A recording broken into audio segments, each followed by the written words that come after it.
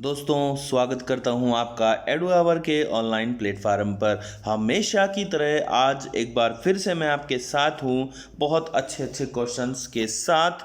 और दोस्तों यहां पे आपको टाइम 20 सेकंड का मिलेगा और 20 सेकंड के टाइम पीरियड में आपको यहां पे अपने क्वेश्चन का आंसर कमेंट बॉक्स में लिख देना है। तो दोस्तों बस बिना देरी किए लेते हैं हमारा पहला क्वेश्चन है, मेवाड़ तथा अंग्रेजों के बीच संधि कब हुई थी। मेवाड़ और अंग्रेजों के बीच संधि कब हुई थी, फटाफट से कमेंट बॉक्स में आंसर आपको देना है। टाइम मैंने शुरू कर दिया है, जल्दी से कमेंट बॉक्स में आंसर दे दीजिए। 20 सेकंड का टाइम है आपके पास, आपको बताना है कि मेवाड़ और अंग्रेजों के बीच संधि कब हुई थी। फटाफट से कमेंट बॉक्स में आंसर दे दीजिए, टाइम आपका सीमित है, जल्दी से टाइम निकल रहा है। जल्दी से दोस्तों आंसर दे दो फटाफट से। आंसर क्या होगा इसका, मेवाड़ और अंग्रेजों के बीच में संधि कब हुई थी। तो टाइम यहाँ पे समाप्त हो गया है, टाइम समाप्त हो गया है। अब यदि हम आंसर की बात करते हैं मेवाड़ और अंग्रेजों के बीच संधि कब हुई थी, तो दोस्तों इसका जो राइट आंसर है ना, वो राइट आंसर 1818 में मेवाड़ व अंग्रेजों के बीच में संधि हुई थी। ठीक है, आगे बढ़ते हैं नेक्स्ट क्वेश्चन पे। सन 1938 में जोधपुर में मारवाड़ लोक परिषद का गठन किसने किया था। टाइम मैंने आपका शुरू कर दिया है, फटाफट से कमेंट बॉक्स में आंसर दे दीजिए कि क्या मारवाड़ लोक परिषद का गठन किसने किया था। फटाफट से बता दीजिए 1938 में जोधपुर में किसने मारवाड़ लोक परिषद का गठन किया था। जल्दी से कमेंट बॉक्स में आंसर दे दीजिए। जमनालाल बजाज, मोतीलाल तेजावत, जय नारायण व्यास या विजय सिंह पाठक।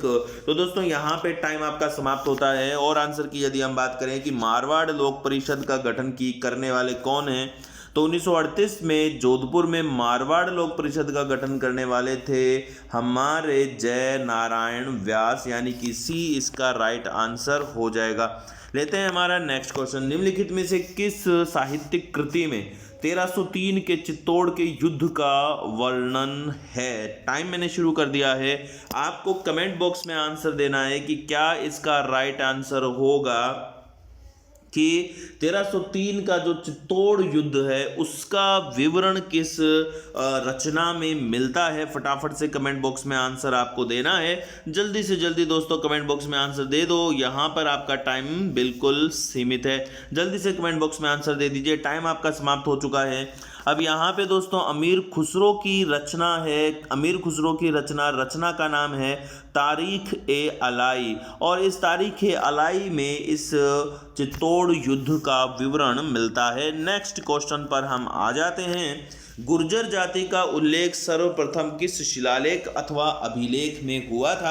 आपको ये आंसर बताना है फटाफट से।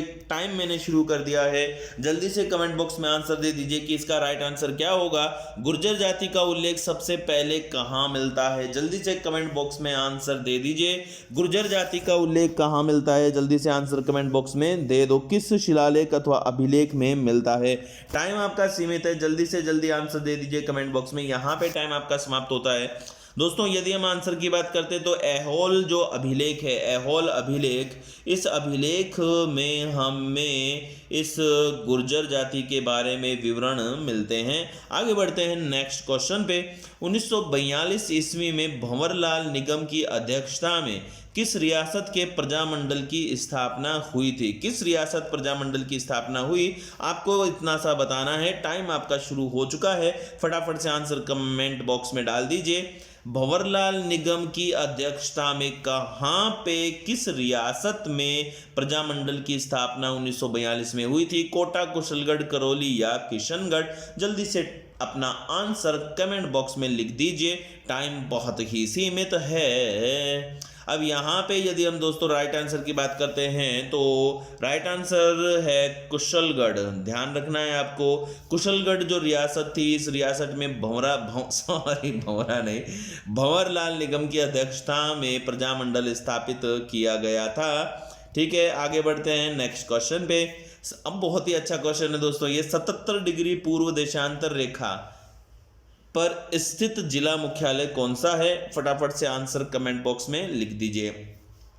जल्दी से आंसर दीजिए दोस्तों, जल्दी से जल्दी अपना आंसर दे दो कि 77 डिग्री पर वो कौन है जिला मुख्यालय जो स्थित है 77 पूर्व देशांतर पर। फटाफट से आंसर कमेंट बॉक्स में डाल दीजिए, जल्दी से जल्दी। अच्छा क्वेश्चन है, 77 डिग्री पर कौन स्थित है। धौलपुर, करौली, भरतपुर या जयपुर। दोस्तों यदि आप अपना आंसर धौलपुर रखें हम, है ना, तो यदि हम आंसर धौलपुर रखें तो धौलपुर तो किस पर आता है, 78 पर आता है। ठीक है, तो इसका जो राइट आंसर है थोड़ा सा पीछे चलना होगा, इसका राइट आंसर बन जाएगा करौली। ठीक है, आगे बढ़ते हैं। ओहो वाह, नाइस क्वेश्चन। राजस्थान में पान की खेती, पहले तो ये बताना है आपको कि राजस्थान में पान की खेती होती कहाँ है। तो राजस्थान में पान की खेती किस जाति के द्वारा की जाती है, तो पान की खेती के लिए मैं आपको बता दूं कि राजस्थान में पान की खेती होती है करौली में। ठीक है, ये ध्यान रखना है। अब आपको ये बताना है कि कौन सी जाति ये पान की खेती करती है। कमोली, तमोली, लंगाकरण, बता दो वो कौन है। फटाफट से राइट आंसर देना है। तो दोस्तों यदि हम आंसर की बात करते हैं तो यहाँ पे राइट आंसर है तमोली जाति, तमोली। अब तमोली जाति के द्वारा करौली में पान की खेती राजस्थान में की जाती है। आगे बढ़ते हैं। राजस्थान में बहुत ही अच्छा क्वेश्चन है, इजी क्वेश्चन है। राजस्थान राज्य के गठन के दिन 1 नवंबर 1956 को राजस्थान में कितने जिले थे। ठीक है, यहाँ पे दोस्तों यदि आपसे क्वेश्चन पूछा जाए, क्वेश्चन ये हो कि 1 नवंबर 1956 से पूर्व कितने जिले थे और 1 नवंबर 1956 के दिन कितने जिले थे, तो यहाँ पे क्या आंसर होने चाहिए, फटाफट से कमेंट बॉक्स में आंसर दे दीजिए। 28, 26, 24 या 21, 28, 26, 24 या 21 क्या राइट आंसर होना चाहिए। दोस्तों यदि यहाँ पे हम बात करें 1 नवंबर 1956 को राज्य में कितने जिले थे, तो 1 नवंबर 1956 के दिन हमारे राजस्थान में जो जिलों की संख्या हो गई थी वो थी 26, क्योंकि 1 नवंबर 1956 को जो जिला बना था वो बना था हमारा अजमेर। ठीक है, आगे बढ़ते हैं नेक्स्ट क्वेश्चन पे। यहाँ पे बताना है आपको राजस्थान के राज्य के शहरी एवं अर्ध शहरी क्षेत्रों में सहकारिता के आधार पर लघु एवं कुटीर उद्योगों को ऋण कौन प्रदान करता है। यहाँ पर टाइम आपका शुरू हो चुका है, आंसर फटाफट से देना है। क्या ऑप्शन होगा इसका, राज्य सहकारी बैंक होगा या स्टेट बैंक ऑफ इंडिया होगा या केंद्रीय नागरिक सहकारी बैंक होगा या प्राथमिक सहकारी साख समिति। आंसर कमेंट बॉक्स में देना है, टाइम आपका समाप्त हो गया है। तो राइट आंसर है नागरिक सहकारी बैंक, यानी केंद्रीय नागरिक सहकारी बैंक, ध्यान में रखना है। दोस्तों आगे लेते हैं हमारा बहुत ही अच्छा question. Travels in western India नामक ग्रंथ का संबंध किससे है। तो इजी क्वेश्चन है दोस्तों, इसमें ऑप्शन चेंज करने चाहिए थे मुझे, है ना, इसमें कुछ ऑप्शन और रखने चाहिए थे। Colonel James Tod, Gopinath Sharma, Suryamal Mishra, Munshi Devi Prasad. तो इजी क्वेश्चन है दोस्तों। यहाँ पे मैं आपको बता देता हूँ कि annals and antiquities of Rajasthan के बाद जो कर्नल जेम्स टॉड की राजस्थान के ऊपर जो दूसरी प्रसिद्ध पुस्तक है वो है ट्रेवल्स इन वेस्टर्न इंडिया, यानी कि पश्चिमी भारत में यात्रा। तो ये राजस्थान के संदर्भ में ही है और कर्नल जेम्स टॉड के द्वारा लिखी गई है। ठीक है, आगे बढ़ते हैं नेक्स्ट क्वेश्चन पे। ट्रेंच कमीशन, ये अच्छा क्वेश्चन है। ट्रेंच आयोग कह दो या ट्रेंच कमीशन कह दो, इसका संबंध राजस्थान में किस किसान आंदोलन से था, आपको बताना है। अलवर से, मेव से, जाट से या बेंगू से। जल्दी से कमेंट बॉक्स में आंसर लिख दीजिए। क्या इसका राइट आंसर होगा, कमेंट बॉक्स में फटाफट से आंसर अपना लिखना है। ट्रेंच कमीशन, अलवर, मेव, जाट या बेंगू। जल्दी से कमेंट बॉक्स में आंसर लिख दीजिए। टाइम आपका समाप्त हो चुका है दोस्तों। यहाँ पे यदि हम आंसर की बात करते हैं तो ट्रेंच कमीशन का संबंध है बेंगू किसान आंदोलन से। ठीक है, आगे बढ़ते हैं नेक्स्ट क्वेश्चन पे। राजस्थान का एकमात्र पुरातात्विक स्थल जहां से सूती वस्त्र के अवशेष प्राप्त हुए हैं वो कौन सा है, आंसर दीजिए। बैराठ है या जोधपुरा है, नो है या आहड़ है, बताएं वो कौन है।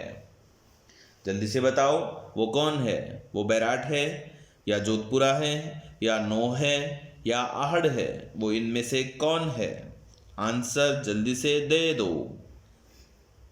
दोस्तों यहाँ पे आपका टाइम समाप्त हो चुका है। बस एक चीज़ याद रखा करो कि टाइम समाप्त होने से पहले पहले अपना आंसर कमेंट बॉक्स में दे दीजिए। इससे आपकी त्वरित गति का और आपके नॉलेज का, फटाक से आपके नॉलेज का पता लगता है। तो यहाँ पे हमारी जो बैराठ सभ्यता थी, इस बैराठ सभ्यता में हमें सूती वस्त्र यानी कि सूती वस्त्र के अवशेष यानी कि क्या सूती वस्त्र यानी कि सूती वस्त्र, बस चलो ठीक है, सूती वस्त्र के अवशेष बैराट से मिले थे। आगे बढ़ते हैं नेक्स्ट क्वेश्चन पे। कौन सा युग्म सुमेलित नहीं है? कांप मिट्टी उत्तर प्रदेश, काली मिट्टी महाराष्ट्र, लाल मिट्टी तमिलनाडु, लेटेराइट मिट्टी पंजाब। इजी क्वेश्चन है दोस्तों, जल्दी से आंसर दे दो। इजी क्वेश्चन है, एकदम से इजी क्वेश्चन है। फटाफट से आंसर कमेंट बॉक्स में डाल दीजिए। टाइम समाप्त हो रहा है ना, जल्दी से आंसर दे दो ना। यहाँ पे आपका टाइम समाप्त होने वाला है। 3 2 1 0 स्टॉप। ओके फ्रेंड्स, अब सीधा सा आंसर है लेटेराइट मिट्टी का संबंध पंजाब से नहीं है।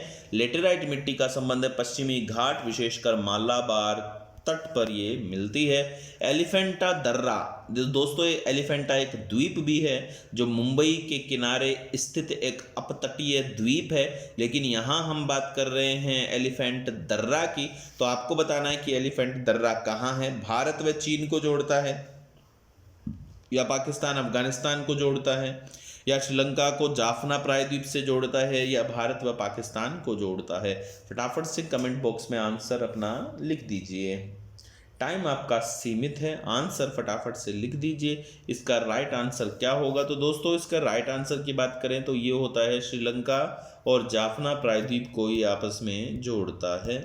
आगे बढ़ते हैं। समुद्रगुप्त की प्रयाग प्रशस्ति में किस मुगल शासक का लेख उत्कीर्ण है? अच्छा क्वेश्चन है, आंसर फटाफट से कमेंट बॉक्स में डाल दीजिए। जल्दी से कमेंट बॉक्स में आंसर डालिए कि इसका राइट आंसर क्या होने वाला है। राइट आंसर क्या होने वाला है, जल्दी से कमेंट बॉक्स में आंसर डाल दीजिए। समुद्रगुप्त की प्रयाग प्रशस्ति पर किस मुगल शासक का लेख लिखा है? तो यहाँ पे दोस्तों यदि आंसर की बात करते हैं तो समुद्रगुप्त की जो प्रयाग प्रशस्ति है उस पर जहांगीर का लेख लिखा है। ठीक है, ध्यान रखेंगे। आगे बढ़ते हैं नेक्स्ट पे। राजफोर्स क्या है? अच्छा क्वेश्चन है दोस्तों। राजफोर्स क्या है? जैसलमेर में पवन ऊर्जा का कोई केंद्र, भारतीय खान ब्यूरो का कोई मुख्यालय, कोई क्या एक ही होगा मुख्यालय तो, रॉक फॉस्फेट से निर्मित उर्वरक, या उपयुक्त में से कोई भी नहीं। जल्दी से आंसर दे दो, कमेंट बॉक्स में आंसर फटाफट से दे दीजिए जल्दी से। दोस्तों चैनल पे नए हो तो चैनल को सब्सक्राइब भी कर लीजिए। मैं देख रहा हूँ कि जैसे जैसे आपके एग्ज़ाम की उम्मीदें ख़त्म होती जा रही हैं वैसे वैसे आपका जोश एक्चुअल में ठंडा पड़ता जा रहा है। जहाँ पे मेरे किसी की भी बात कर लो, मेरे चैनल की बात कर लें इस पे, तो यहाँ पे चैनल के जो व्यूज़ आते थे दोस्तों, व्यूज़ एकदम से डाउन हुए हैं, वॉच टाइम एकदम से डाउन हुआ है। तो दोस्तों आपको ना डाउन नहीं होना है। जो छोड़ रहा है बीच में स्टडी, कोई दिक्कत नहीं है, उसको जाने दो। लेकिन आप जो भी हैं 10 12 साथ, वो अपनी स्टडी को कंटिन्यू रखिए। यदि आप में से 10 12 में से आप 6 7 भी सिलेक्शन देते हो तो मैं ये कहने लायक रहूँगा कि मेरे स्टूडेंट में से, इन नामी स्टूडेंट में से मेरे इतने स्टूडेंट का सिलेक्शन हुआ है। और अभी तो क्या लॉकडाउन की वजह से एडू आवर जो ऐप है अपनी, उस ऐप पर कोई भी वर्क नहीं हो रहा है। लॉकडाउन में जो टाइपिस्ट हैं वो गांव चले गए हैं, तो वो अभी नहीं है यहाँ पे। स्थिति नॉर्मल होते ही एडू आवर पर आपकी फ़ोटो मैं प्रकाशित करूँगा। ठीक है, और यहाँ तक कि जब आप टेस्ट देंगे और टेस्ट में भी जब अच्छा स्कोर करेंगे, 3rd रैंक तक की जो होंगे उनके ऐप पर हम फ़ोटो डालेंगे। ठीक है दोस्तों, तो यहाँ पे इसका जो राइट आंसर है रॉक फॉस्फेट है ना, ध्यान रखना है। ओके, आगे बढ़ते हैं नेक्स्ट क्वेश्चन पे। घाट की गुणी सुरंग राजस्थान के किस नगर में है जो राष्ट्रीय राजमार्ग संख्या 21 को जोड़ती है, जो आगरा को जाता है? जयपुर, अजमेर, भीलवाड़ा। ठीक है, फटाफट से आंसर कमेंट बॉक्स में देना है कि राजमार्ग 21 पर है ये घाट की गुणी सुरंग, तो ये किस नगर में है? फटाफट से आंसर कमेंट बॉक्स में देना है। 3 ही ऑप्शन है, वाह ठीक है, मैंने चौथा तो लिखा ही नहीं। तो यहाँ पे ये क्या हो गया, इसका जो राइट आंसर है, इसका राइट आंसर होगा जयपुर। ठीक है, घाट की गुणी जयपुर में है दोस्तों। ओके, आगे बढ़ते हैं। घाट की गुणी की एक खास बात बता दूं कि ये भारत की पहली प्रदूषण मुक्त सुरंग है। आगे बढ़ते हैं।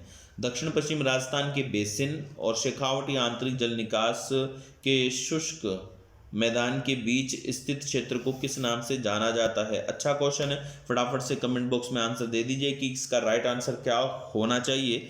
कि जो हमारे दक्षिण पश्चिम राजस्थान है, जिसको लूनी बेसिन कहते हैं, और शेखावाटी जो है, इनके बीच में कौन सा भूभाग है, उसको फटाफट से आंसर कमेंट बॉक्स में देना है। लसाड़िया का पठार है, या नागौरी उच्च भूमि है, या जांगल प्रदेश है, या भाक्कर है? टाइम आपका समाप्त हो चुका है। तो दोस्तों इन दोनों के बीच में है नागौरी उच्च भूमि। ठीक है, ध्यान रखना है आपको। आगे बढ़ते हैं नेक्स्ट पे। राजस्थान के किस शासक ने द्वितीय गोलमेज सम्मेलन, बहुत ही अच्छा और इजी क्वेश्चन है दोस्तों, आपको आंसर देना है फटाफट से। बहुत सारे एग्जाम में ये आया हुआ है। राजस्थान का कौन सा शासक है जो द्वितीय गोलमेज सम्मेलन में भाग लेता है? फटाफट से आंसर कमेंट बॉक्स में दे देना है। बहुत ही इजी क्वेश्चन है, जल्दी से आंसर कमेंट बॉक्स में दीजिए। टाइम आपका समाप्त हो रहा है, जल्दी से आंसर दे दो यार, जल्दी से फटाफट से आंसर। टाइम आपका समाप्त हो चुका है। अब यहाँ पे महाराजा जो गंगा सिंह है बीकानेर, उन्होंने द्वितीय गोलमेज सम्मेलन में भाग लिया था। बहुत ही अच्छा क्वेश्चन है दोस्तों, ये सेकंड ग्रेड में, फर्स्ट ग्रेड में, कई जगह एग्जाम में आया हुआ है।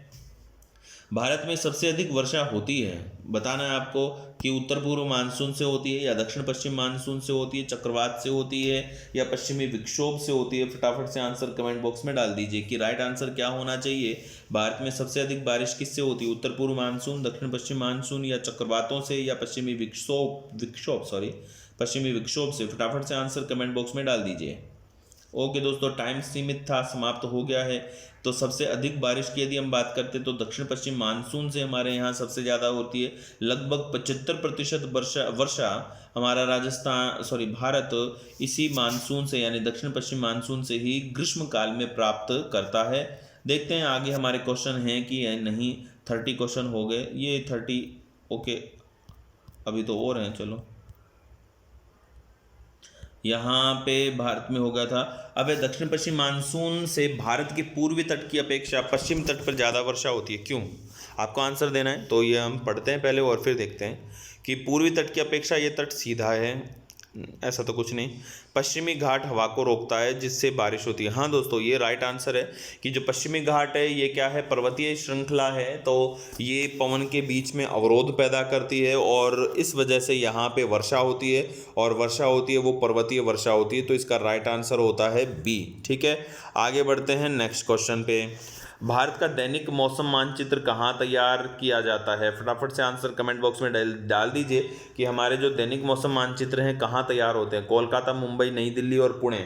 जल्दी से आंसर दे दो कि हमारा जो दैनिक मौसम मानचित्र है भारत का, वो कहाँ पे तैयार किया जाता है? कोलकाता, मुंबई, नई दिल्ली और पुणे। बहुत ही अच्छा क्वेश्चन है दोस्तों, ये हमारे भारत की जलवायु से संबंधित क्वेश्चन है, ये अच्छा क्वेश्चन है। तो यहाँ पे यदि हम बात करते हैं भारत का दैनिक मौसम मानचित्र, तो ये पुणे में तैयार किया जाता है। ठीक है, आगे बढ़ते हैं नेक्स्ट क्वेश्चन पे। निम्नलिखित में से कौन सा क्षेत्र उष्णकटिबंधीय सदाबहार वन से ढका हुआ है? बहुत ही प्यारा क्वेश्चन है, लेकिन इजी क्वेश्चन है। पूर्वी घाट, विंध्याचल, अरावली, या पश्चिमी घाट? आपको आंसर देना है फटाफट से कि कौन सा क्षेत्र है जो उष्णकटिबंधीय सदाबहार वन से ढका हुआ है? पूर्वी घाट, विंध्याचल, अरावली, या पश्चिमी घाट? टाइम आपका समाप्त हो रहा है, जल्दी से आंसर दे दीजिए कमेंट बॉक्स में। टाइम आपका समाप्त हो रहा है, जल्दी से आंसर दे दो। ओके, तो दोस्तों यहाँ पे उष्णकटिबंधीय सदाबहार जो वन हैं ये पश्चिमी घाट पर पाए जाते हैं। आगे बढ़ते हैं नेक्स्ट क्वेश्चन पे। अधिकांश अखबारी कागज निम्नलिखित में से किन वनों से प्राप्त किया जाता है? बताओ दोस्तों, अखबारी कागज किन वनों से आता है? शंकुधारी वनों से, पतझड़ से, मैंग्रोव से, या वर्षा यानी प्रचुर वन का मतलब है सदाबहार से? आपको आंसर कमेंट बॉक्स में देना है फटाफट से कि अखबारी कागज किन वनों से प्राप्त किया जाता है। जल्दी से कमेंट बॉक्स में आंसर दे दो, अखबारी कागज कहाँ से प्राप्त होता है।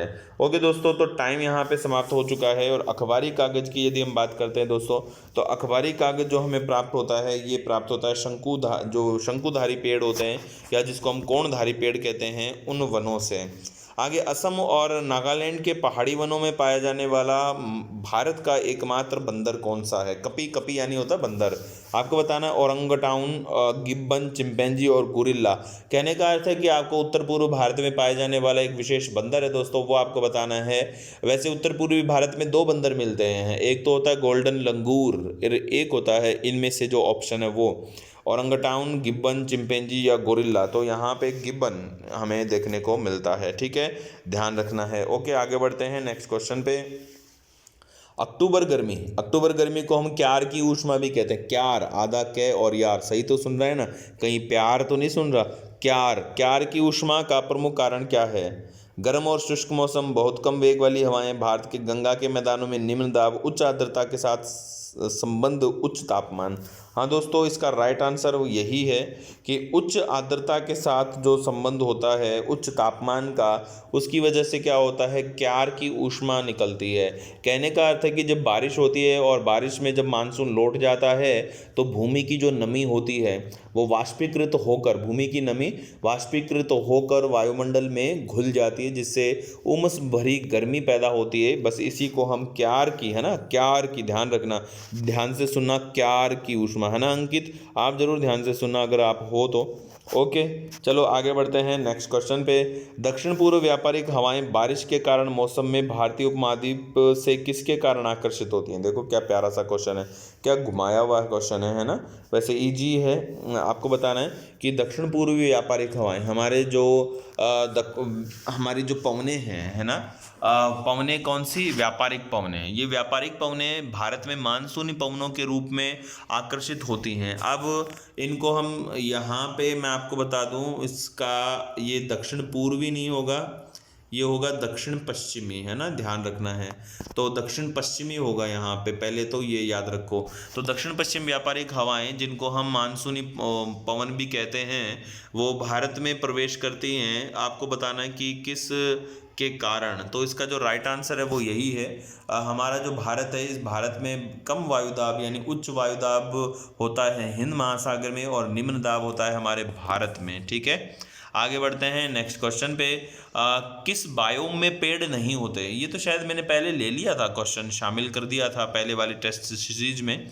तो किस बायोम में पेड़ नहीं है? टैगा, टुंड्रा, चपरेल या सवाना? तो दोस्तों आपको बताना है कि किस बायोम में पेड़ नहीं होते, टैगा, टुंड्रा, चपरेल या सवाना। तो राइट आंसर है इसका जो हमारे टुंड्रा वनस्पति होती है ना ध्रुव में, वहाँ पे वनस्पति नहीं होती, वहाँ पे काई, लाइकेन, मास यानी कि जो शैवाल तुल्य वनस्पति है वो ही पाई जाती है। नेक्स्ट क्वेश्चन लेते हैं अगर अभी है तो। हाँ देखो, अभी हम बात करते हैं भूगर्भ में तापमान वृद्धि का क्या कारण है। फटाफट से आंसर दे दीजिए कि हमारी जो पृथ्वी है, इस पृथ्वी में ताप वृद्धि का क्या कारण है? गुरुत्व ऊर्जा का तापीय ऊर्जा में रूपांतरण, रेडियो सक्रिय पदार्थों का विखंडन, उपयुक्त विकल्प दोनों, या उपयुक्त में से कोई नहीं। तो दोस्तों ये जो क्वेश्चन है, ये आपको बता दूं कि इसका जो राइट आंसर है, इस पर एक वीडियो बना रखा है मैंने, आपने देखा भी होगा कि पृथ्वी में नीचे जाने पर तापमान में वृद्धि क्यों होती है। तो यहाँ पे जो पृथ्वी की गुरुत्वीय ऊर्जा होती है ना, वो किस में बदल जाती है? तापीय ऊर्जा में। दूसरा, रेडियो सक्रिय जो पदार्थ होते हैं उनमें भी विखंडन होता है, जो पृथ्वी के भीतर ऊष्मा पैदा करते हैं। अतः इसका जो राइट आंसर है वो है उपयुक्त दोनों। ठीक है, आगे बढ़ते हैं नेक्स्ट क्वेश्चन पे। 1934 में महात्मा गांधी ने राजस्थान का दौरा किया है, मतलब कि आए, तो आपको ये बताना है कि वो राजस्थान में कौन से स्थान पर आए थे। तो आपको फटाफट से आंसर देना है कमेंट बॉक्स में। अच्छा क्वेश्चन है दोस्तों, हमारे महात्मा गांधी राजस्थान में कहाँ आए थे? जयपुर, अजमेर, जोधपुर, कोटा। फटाफट से आंसर कमेंट बॉक्स में देना है। जयपुर, अजमेर, जोधपुर, कोटा। टाइम आपका सीमित है, टाइम समाप्त हो रहा है, जल्दी से जल्दी आंसर कमेंट बॉक्स में डाल दीजिए कि क्या इसका आंसर होना चाहिए जयपुर, अजमेर, जोधपुर, कोटा। टाइम हो गया समाप्त। तो अब इसका जो राइट आंसर है वो है अजमेर। ठीक है, ध्यान रखना है। आगे बढ़ते हैं नेक्स्ट क्वेश्चन पे। ओके दोस्तों, तो बस हमारे इतने ही क्वेश्चन थे, 30 क्वेश्चन हमने लिए हैं। अब ज़्यादा क्वेश्चन नहीं लूँगा दोस्तों, मैं 30 ही क्वेश्चन लूँगा डेली, है ना। तो चलो फ्रेंड्स, बस कंटिन्यू साथ बने रहने के लिए थैंक यू। जय हिंद।